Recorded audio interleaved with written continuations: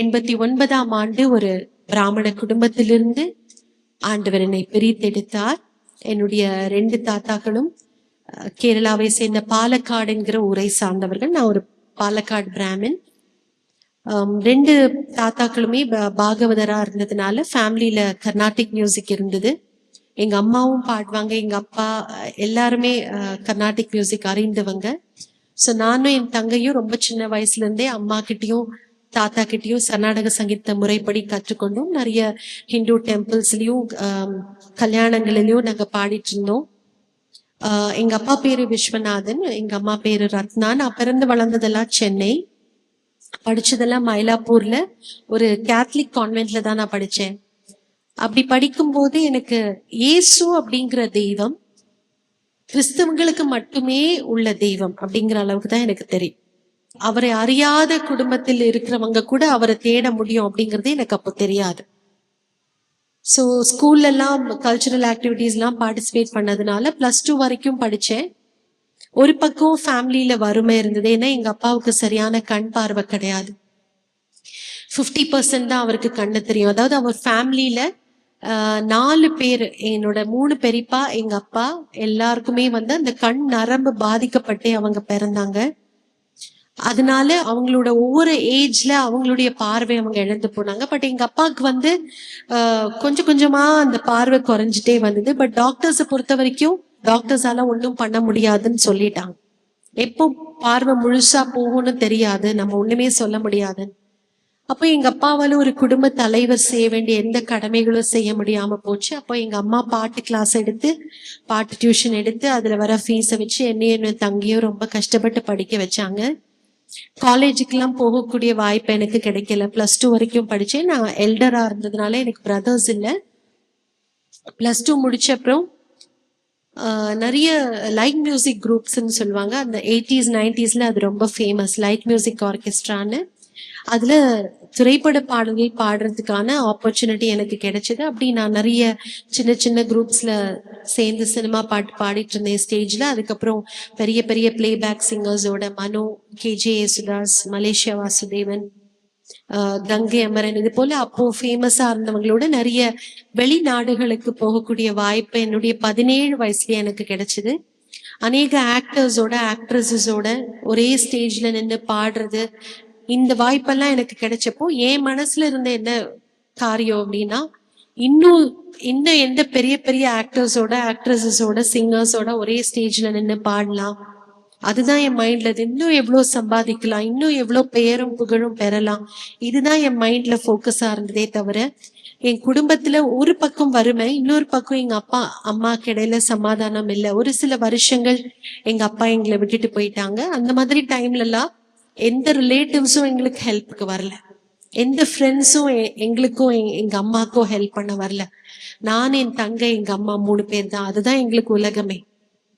அந்த சூழ்நிலையிலே நான் அடையார் கேட் ஹோட்டல் அப்படிங்கிற 5 ஸ்டார் ஹோட்டல்ல அக்கௌண்ட்ஸ் டிபார்ட்மெண்ட்ல எனக்கு வேலை கிடைச்சது, செக்ரட்டரியா. அப்படி வேலைக்கு சேர்ந்தப்போ லஞ்ச் டைம்ல கேன்டீன்ல 2 ஃப்ரெண்ட்ஸை நான் மீட் பண்ணுவேன், கல்பனா, மேரின்னு. அந்த 2 ஃப்ரெண்ட்ஸும் ஒரு நாள் பேசிட்டு இருந்தாங்க, we were born again அப்படின்னு. அப்போ அது வரைக்கும் நான் அந்த born againங்கிற வேர்டு நான் கேட்டதில்லை. அப்போ அவங்கள்ட்ட ஒரு நாள் கேட்டேன், அப்படின்னா என்ன நீங்க ஏன்னா அவங்க கிறிஸ்டியன்ஸ்னு எனக்கு தெரியும், ஏன்னா கிறிஸ்டியன் நேம்ஸ் இருந்தது, கிறிஸ்டியன் ஃபேமிலியில பிறந்து வளர்ந்தவங்க. அப்போ born againனா என்ன அப்படின்னு கேட்கும்போது அவங்க சொன்னாங்க, நாங்க கிறிஸ்தவ குடும்பத்துல பிறந்து வளர்ந்தாலுமே ஆண்டவருக்கும் எங்களுக்கும் சம்பந்தமே இல்லாம நாங்க வாழ்ந்துட்டு இருந்தோம். என் ரூம் எல்லாம் பார்த்தோன்னா ஃபுல்லும் ஆக்டர்ஸோட போஸ்டர் தான் ஒட்டி வச்சிருப்பேன். ஜெபிக்க மாட்டேன், வேதத்தை வாசிக்க மாட்டேன், சம்பந்தமே கிறிஸ்துவுக்கும் எனக்கும் சம்பந்தமே இல்லை. ஆனா நான் காலேஜ் டேஸ்ல நான் ரட்சிக்கப்பட்ட பிறகு நான் ஆண்டவரை அறிந்து கொண்டு அவருக்காக வாழ ஆரம்பித்தேன் அப்படின்னு சொன்னா அப்பதான் எனக்கு புரிஞ்சுது ரட்சிப்பு அப்படின்னு ஒரு விஷயம் இருக்கு. பிகாஸ் நான் நினைச்சேன் கிறிஸ்டியன்னா கிறிஸ்டியன் பேர் இருந்தா போறோம், பரம்பரையா தாத்தா தாத்தா எல்லாருமே கிறிஸ்டியனா இருந்தா கிறிஸ்டியன் ஆயிடுறோம் அப்படின்னு. ஆனா அவங்க சொல்லும் போதுதான் எனக்கு தெரியும், நம்ம கிறிஸ்துவ பேர் வச்சுட்டு இருந்தாலுமே உள்ளத்துல கிறிஸ்து இருந்தாதான் நம்ம கிறிஸ்டியனா மாற முடியும். ஹல்லேலூயா.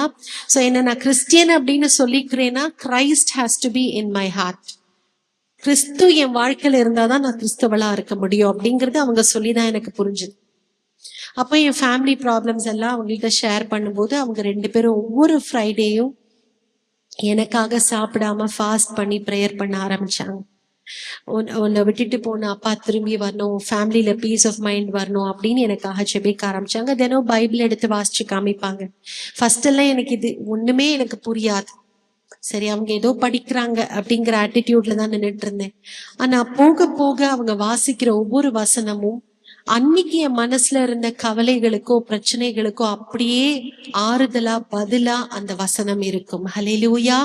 அப்பதான் எனக்கு தெரிஞ்சது, இது வெறும் புக்கு கிடையாது, இது வெறும் பிரிண்ட் அண்ட் இங்க் கிடையாது, இது உயிருள்ள தேவன் நம்மளோட பேசுற உயிருள்ள வார்த்தை. ஹல்லேலூயா. ஒருவேளை எங்க அப்பாக்கு என்ன பிடிக்காம கூட எங்களை விட்டுட்டு எங்க அப்பா போயிருக்கலாம், ஆனா ஏசப்பாக்கு என்ன பிடிச்சிருக்கு அப்படிங்கறத புரிய வச்சது அந்த வசனம் தான். ஹல்லேலூயா. அவரு எனக்காக எல்லாத்தையும் செய்வார் அப்படிங்கறது இந்த வசனம் தான் எனக்கு புரிய வச்சது. சோ தினமும் அவளோட சேர்ந்து அன்னைக்கு அப்போல்லாம் எனக்கு வெறும் சினிமா பாட்டு தான் தெரியும், வேற எதுவுமே தெரியாது. ஸோ என் ஃப்ரெண்ட்ஸ் உட்காந்து எனக்கு ஒவ்வொரு பாட்டா சொல்லி கொடுத்த, இன்ஜினியரிங் டிபார்ட்மெண்ட்ல உட்காந்து லஞ்ச் முடிச்ச உடனே ஒவ்வொரு நாள் ஒவ்வொரு பாட்டை அவ கத்து கொடுப்பா. என்னை மறவா இயேசுநாதெல்லாம் இன்ஜினியரிங் டிபார்ட்மெண்ட்ல உட்காந்து அந்த ஆபீஸ்ல உட்காந்து கத்துன பாட்டு தான் அது. அப்படியே தொடர்ந்து அவங்க வேதத்தை வாசிக்கும் போது அது எனக்கு ஆறுதலா இருந்தது. ஆனா எனக்கு ஒரு ஆசை என்னன்னா, ஏதோ ஒரு அற்புதம் என் குடும்பத்துல நடந்தா போதும், அந்த அளவுக்கு தான் நான் ஜெபிச்சேன். ஆண்டவரை ஏற்றுக்கொள்ளணும், ஆண்டவரை அறிந்து கொள்ளணும், அவருக்காக ஊழியம் செய்யணும் அப்படிலாம் நான் நினைக்கவே இல்லை. எனக்கு ஏதாவது ஒரு அற்புதம் நடந்தா சரி, எங்க அப்பா வந்தா சரி, குடும்பத்துல பீஸ் இருந்தா போதும், அந்த ஒரு செல்ஃபிஷ் மோட்டிவோட தான் நான் வேதத்தை முதல்ல வாசிக்க ஆரம்பிச்சேன். அப்ப எதிர்பார்க்காத ஒரு காரியத்தை ஆண்டவர் என் வாழ்க்கையில செஞ்சார். எனக்குன்னு ஒரு திருமணம் இல்லைன்னா எனக்குன்னு ஒரு ஃபியூச்சர் ஒரு நாளும் நான் நினைச்சு பார்த்தது கிடையாது. ஆனா கர்த்தர் அதை என் வாழ்க்கையிலே திட்டம் பண்ணி இருந்தார். ஹல்லேலூயா. நம்ம நினைக்கிறோம்ல, நாம பிளான் பண்ணிட்டா நம்ம கரெக்டா அந்த பிளான் படி நம்ம போயிட்டா எல்லாமே கரெக்டா நடக்கும்னு இல்ல. ஆண்டவர் நம்ம வாழ்க்கையில வந்துட்டா நம்ம நினைச்சதுக்கு எதிர்மறையா அவர் செய்து முடிப்பார். ஹல்லேலூயா. பிகாஸ் என்னை பத்தி எனக்கு தெரிஞ்சதை விட என்னை பத்தி ஆண்டவருக்கு நிறைய தெரியும். ஹல்லேலூயா. அதனாலதான் அவர் சொல்லியிருக்கார், நீ தாயின் கருவுல நீ பொண்ணா பையனான்னு தெரியறதுக்கு முன்னாடியே நம்மள அறிந்திருக்கிறார். ஹல்லேலூயா. இல்ல, எவ்வளவு ஆச்சரியமான ஒரு காரியம். தாயின் கருவிலேயே அவர் நம்மை பெயர் சொல்லி அழைத்திருக்கிறார். அப்போ 89ஆம் ஆண்டு அக்டோபர் 16 மத்தியானம் 1 மணிக்கு எங்க ஆபீஸ்ல இருந்து ஒரு 10 மினிட்ஸ் தான் இயேசு அழைக்கிறார் ஜெபகோபுரம், ஜீசஸ் கால்ஸ் பிரேயர் டவர். அங்க என்ன பிரேயருக்காக என் ஃப்ரெண்ட்ஸ் கூப்பிட்டாங்க. அப்பவும் நான் அப்படியே மனப்பூர்வமா எல்லாம் போல, ஏதாவது ஒரு மிரக்கல் என் லைஃப்ல நடக்கணும் அப்படிங்கிறதுக்காக தான் போனேன். அப்படி அங்க போகும்போது பிரதர் ராஜன் ஜான் அப்படிங்கிற சகோதரர் அங்க பிரேயர் வாரியரா இருந்தாங்க. எனக்காக செபிக்கும் போது ஆண்டவர் அவர் மூலமாக பேச ஆரம்பித்தார். முதல்ல ஆண்டவர் சொன்னது, உன் குடும்பத்திலிருந்து நான் உன்னை எனக்காக பிரித்தெடுத்திருக்கிறேன். நீ பணத்துக்காக புகழுக்காக இந்த உலகம் முழுசு நீ போய் பாடிட்டு இருக்கலாம், ஆனா இதெல்லாம் கொஞ்ச நாள் தான். என் நாமத்தை உயர்த்தும்படி இந்த உலகம் முழுவதும் நான் உன்னை கொண்டு போவேன் என்று ஆண்டவர் பேசினார். ஹல்லேலூயா. ஹல்லேலூயா சொல்ல மாட்டீங்களா? ஹல்லேலூயா. நம்ம வாழ்க்கையோட திட்டத்தை அவ்வளவு அழகா ஆண்டவர் போட்டு வச்சிருந்தார். தேவன் சொன்னார், நீ அநேக காரியங்களுக்காக கவலைப்பட்டு கலங்கி போய் இங்க நிக்கிற, உனக்காக நான் யாவையும் செய்து முடிப்பேன். உன்னை அநேகருக்கு நான் ஆசீர்வாதமா வைப்பேன், உனக்குன்னு ஒரு ஏற்ற துணையை நான் கொடுப்பேன் என்று ஆண்டவர் சொன்னார்.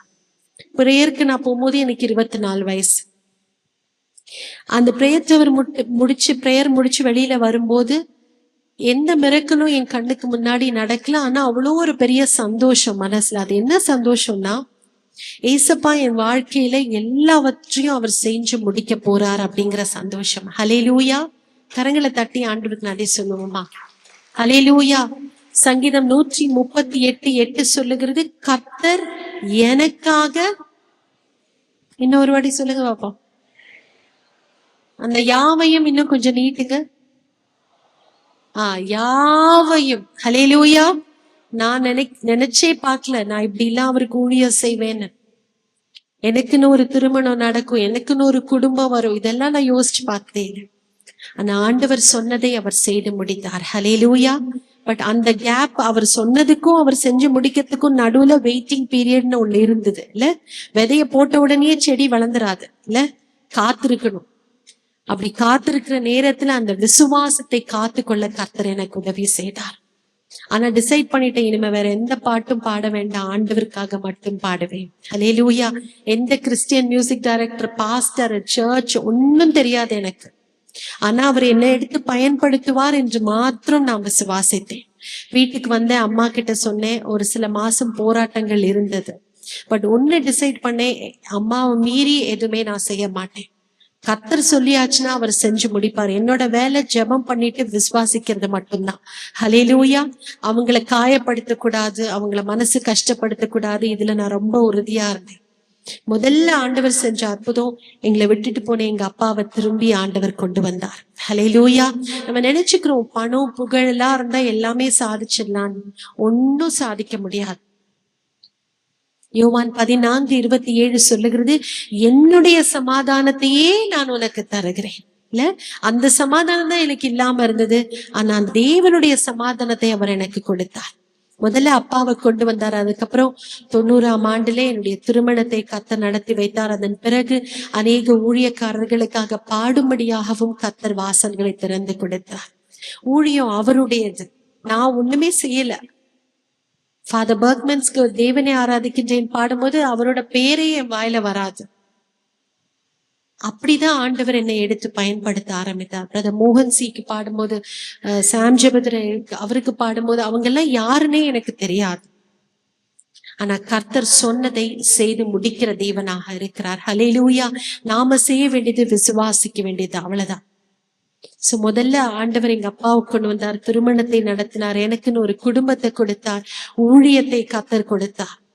எங்க அப்பாவுடைய பார்வை 96ல முழுசும் போயிடுச்சு. டாக்டர் சொல்லிட்டாங்க இனிமே வரவே வராது, அவருக்கு வயசாகி போச்சு, அவருக்கு வராது. ஆனா அதுக்கு நடுவுல கேட்ராக்டும் வந்திருந்தது. அந்த ஆபரேஷன் பண்ணும்போது அந்த டாக்டர் சொல்லிட்டே இருக்காங்க, no mister Viswanathan, you will not be able to see. அப்படி சொல்லிட்டே தான் பண்ணாரு. ஆனா கர்த்தர் கிருபையினாலே அவருடைய பார்வையை கர்த்தர் திரும்ப கொடுத்தார். ஹல்லேலூயா. கரங்களை தட்டி ஆண்டவருக்கு நன்றி சொல்வோம். நம்ம நினைக்கிறோம், மனுஷங்களா நம்ம நினைக்கிறோம் இது முடியாது, இது நடக்காது இல்ல, ஆனால் தேவனால் எல்லாம் கூடும். ஹல்லேலூயா. அந்த டாக்டரே ஆச்சரியப்பட்டார், இந்த வயசுல எப்படி அந்த பார்வை திரும்ப வந்தது அப்படின்னு. ஆனாலும் எங்க அப்பா ஆண்டவரை ஏற்றுக்கொள்ளல. 2005ல ரொம்ப சிக்காயி கோயம்புத்தூர்ல கேஜே ஹாஸ்பிட்டல்ல இருக்கும்போது அங்க இருக்கிற நர்சஸ் எல்லாம் வந்து என்னை பார்த்து கேட்டாங்க, உங்களை தமிழன் டிவில பார்த்திருக்கோம், நீங்க பிராமணன் தெரியும், எப்படி ரட்சிக்கப்பட்டீங்க? வேற வழியே கிடையாது. அப்பா பெட் பக்கத்துல உட்காந்து என் ஃபுல் சாட்சியும் சொல்றதுக்கு ஆண்டவர் ஒரு அழகான சூழ்நிலையை உருவாக்கி கொடுத்தார். ஹல்லேலூயா. எங்க அப்பாவை கூப்பிட்டு நான் என் சாட்சி சொல்றதுக்கு சான்ஸே இல்லை. ஏன்னா எங்க அப்பா ரொம்ப வைராக்கியமான பிராமணர், இவர் இதெல்லாம் கேட்க மாட்டார். ஆனா ஆண்டவர் அவரு உடம்பு சரியில்லாம படுத்திருக்கும் போது அவர் பெட் பக்கத்துல உட்கார்ந்து அந்த நர்சஸ் கிட்ட என் சாட்சியை சொல்றதுக்கு ஆண்டவர் உதவி செஞ்சார். மே 17ஆம் தேதி ராத்திரி 10:30 மணிக்கு எங்க அப்பா தன் விசுவாசத்தை அறிக்கையிட்டு நான் இயேசுவை நம்புகிறேன் என்று சொன்னார்கள். ஹல்லேலூயா. அடுத்த நாள் காலையில 6 மணிக்கு ஹார்ட் அட்டாக்ல அவங்க இறந்து போனாங்க. இதை ஏன் நான் இவ்வளவு டீட்டெயிலா சொல்லணும்னா, ஒருவேளை நீங்க மாத்திரம் ரட்சிக்கப்பட்டிருக்கலாம், இன்னும் உங்க வீட்டுல அநேகர் ரட்சிக்கப்படாம இருக்கலாம். அப்படி எத்தனை பேர் இருக்கீங்க? கைகளை உயர்த்த முடியுமா? என்னை கர்த்தர் ஒரு சாட்சியாக இங்க நிறுத்தி இருக்கிறார், உங்களையும் நிறுத்துவார். ஹல்லேலூயா. நீங்க செய்ய வேண்டியது என்ன தெரியுமா? சாட்சியா இருங்க ஆண்டவருக்கு. உண்மையா என்ன ஆண்டவருக்காக என்னால என்ன செய்ய முடியுமோ அதை செஞ்சு நான் சாட்சியா நின்னேன்னா, அப்போஸ்தலர் 16:31 வச்சுதான் நான் என் குடும்பத்திற்காக ஜெபித்தேன். கர்த்தராக இயேசு கிறிஸ்துவை விசுவாசி, அப்பொழுது நீயும். அவ்வளவுதான், சிம்பிள். நான் போய் எங்க அம்மாவை திட்டல, எங்க அப்பாவை திட்டல, நீங்க பண்றது தப்புன்னு எல்லாம் நான் சொல்லவே இல்லை. என் தங்கைய போய் சொல்லல. ஆனா ஒன்னே ஒன்னு ஆண்டவர்கிட்ட கேட்டேன், என்ன ரட்சித்த தேவன் என் குடும்பத்தையும் ரட்சிக்க வேண்டும். ஹல்லேலூயா. நான் பெற்றிருக்கிற இந்த சந்தோஷம் என் குடும்பத்துக்கும் வேணும், நான் பெற்றிருக்கிற ஆறுதல் என் குடும்பத்துக்கும் வேணும். அதுதான் நான் ஆண்டவர்கிட்ட கேட்டேன். ஆண்டவர் என்னை எடுத்து பயன்படுத்த அவர்களுக்காய் நான் செபிக்க கர்த்தர் ஒவ்வொருவராய் என் குடும்பத்திலே ரட்சித்து கொண்டே வந்தார். முதல்ல அப்பா, அதுக்கப்புறம் என்னோட தங்க, அதுக்கப்புறம் எங்க அம்மா. 2007ஆம் ஆண்டுல எங்க அம்மா ரட்சிக்கப்பட்டாங்க. 73 வயதிலே எனக்காக, என் ஊழியத்திற்காக, என் குடும்பத்திற்காக ஜெபிக்கும்படியாக எங்க அம்மாவை கர்த்தர் வச்சிருக்கா. ஹல்லேலூயா. நாம நினைச்சுக்கிறோம் அது இம்பாசிபிள் அப்படின்னு. இல்ல, with God all things are possible. With காட்னா என்ன? ஆண்டவர் என் கூட இருந்தா எல்லாமே நடக்கும். ஹல்லேலூயா. சோ நம்ம சாட்சியா நிப்போம். நம்மளால முடிஞ்ச ஊழியத்தை ஆண்டவருக்கு. அந்த 2 பேரு எனக்கு சொன்னாங்க ஆண்டவரை பத்தி. நான் பெரிய காஸ்பல் மீட்டிங்க்கு போய் ஒரு கன்வென்ஷன்ல போய் எனக்கு சுவிசேஷம் அறிவிக்கப்பட்டு நான் ரட்சிக்கப்படல. ஒரு இன்ஜினியரிங் டிபார்ட்மெண்ட் ஆபீஸ்ல 2 கேர்ள்ஸ் எனக்கு சொன்னதை கேட்டு இன்னைக்கு நான் நிக்கிறேன் இங்க. ஹல்லேலூயா. அப்படி உங்க ஒவ்வொருத்தரையும் ஆண்டவர் எடுத்து பயன்படுத்த விரும்புகிறார். ஒண்ணுமே இல்ல, சிம்பிள் லாங்குவேஜ்ல கர்த்தர் உங்களுக்கு செஞ்ச நன்மையை நீங்க சொல்லுவீங்கன்னா அது எத்தனையோ லட்சக்கணக்கான ஹேமா ஜானை உருவாக்க முடியும். ஹல்லேலூயா. நம்மளதான் கர்த்தர் நம்பி இருக்கிறார். நம்மளதான் கர்த்தர் நம்பி இருக்கிறார். அதனால்தான் அவர் சொல்லியிருக்கிறார், அறுப்பு மிகுதி வேலையாட்களோ கொஞ்சம். அவரே அறுத்து போட முடியாது, நம்மளதான் நம்பி இருக்கிறார். ஆமென். ஸ்பெஷலி யூத்துக்கு நான் சொல்றேன், காலேஜ் படிக்கிறவங்க இல்ல வேலை செய்யறவங்க, நீங்க வேலை செய்யற இடத்துல ஒரு சின்ன சாட்சி, உங்க வாழ்க்கையில கர்த்தர் செஞ்ச நன்மை தைரியமா சொல்லுங்க. அதுக்கான சூழ்நிலையை கர்த்தர் உருவாக்கி தருவார். ஹல்லேலூயா. பெரிய ஸ்டேஜ் போட்டு மீட்டிங் போட்டு சொல்லணும்னு அவசியம் இல்லை. இருக்கிற இடத்துல கர்த்தருக்கு நம்ம சாட்சியா இருக்கும் பொழுது அநேகரை கர்த்தர் தம் பக்கமா இழுத்துக் கொள்வார். ஹல்லேலூயா. இன்னைக்கு அவங்களுக்கெல்லாம் அது தேவையா இருக்கு. எந்த பக்கம் போகணும்னு அவங்களுக்கு தெரியல. ஆகவே அந்த வழியை காட்டுகிற அந்த பொறுப்பை கர்த்தர் நமக்கு கொடுத்திருக்கிறார். ஹல்லேலூயா. இன்றைக்கு குடும்பமாக எங்களால முடிஞ்ச வரைக்கும் ஆண்டவருடைய ஊழியத்தை செய்யும்படியாக தேவன் எங்களுக்கு உதவி செய்திருக்கிறார். உங்களை கொண்டும் கர்த்தர் அப்படிப்பட்ட காரியங்களை செய்வார். கண்களை மூடி, இசப்பா, மனுஷன் எங்கள் முகத்தை பார்க்கிறான், கர்த்தரோ எங்கள் இருதயத்தை பார்க்கிறீரப்பா. ஆண்டவரே, ஒரே ஒரு முறைதான் நாங்கள் வாழுகிறோம் அப்பா. ஜஸ்ட் ஒன்ஸ் லார்ட், ஒரே ஒரு முறை நாங்கள் வாழுகிறோம் அப்பா. அந்த வாழ்க்கையை உமக்காக முழுமையாய் வாழ கிருபை தாரும் ஐசப்பா. எங்களுக்கு பலன் இல்ல சுவாமி, உமக்கு சாட்சியா நிக்கிறதுக்கு எங்க மாம்சத்துல பலன் இல்லை. அதனால்தான் வேதம் சொல்லுகிறது, மாம்சமோ பலவீனமானது, ஆனால் ஆவியோ உற்சாகமானது. ஆண்டவரே, இன்றைக்கு கூடி வந்திருக்கிற ஒவ்வொருவரும் இன்றைக்கு ஒரு தீர்மானத்தோடு இந்த இடத்தை விட்டு போகட்டும் அப்பா. என்ன வந்தாலும் நான் கர்த்தரை விட்டு பின்வாங்க மாட்டேன். No turning back, no turning back. ஆண்டவரை ஏற்றுக்கொண்டால் ஏற்றுக்கொண்டதுதான். இந்த உலகம் எனக்கு வேண்டாம், குப்பை எனக்கு தூக்கி போட்டா அது தூக்கி போட்டதுதான். ஒரு நாளும் அதை நான் திரும்பி பார்க்க மாட்டேன். அந்த உறுதியோடு இந்த இடத்தை விட்டு போகட்டும் ஸ்வா. ஆண்டவரே, எத்தனையோ பரிசுத்தவான்கள் சாட்சியாய் வாழ்ந்து எங்களுக்கு முன்பாக சென்றிருக்கிறார்கள். ஆண்டவரே, எங்களுக்கு என்று கொடுத்திருக்கிற இந்த வாழ்நாட்கள் எவ்வளவு என்பது எங்களுக்கு தெரியாது. ஆனால் அதோட உங்களுக்கு எங்க பெஸ்ட நாங்க பண்ணிட்டு போக உதவி செய்யுங்க. பிதாவாகிய தேவன் தம்முடைய பெஸ்டான ஒரே பேரான குமாரனை எங்களுக்காக தந்தார். இன்னைக்கு எங்களோட பெஸ்ட உங்களுக்குன்னு கொடுக்க உதவி செய்யுங்க. ஒரே ஒரு முறை நீர் மாத்திரம் போதும் என்று பாடி நம்ம முடிப்போம்.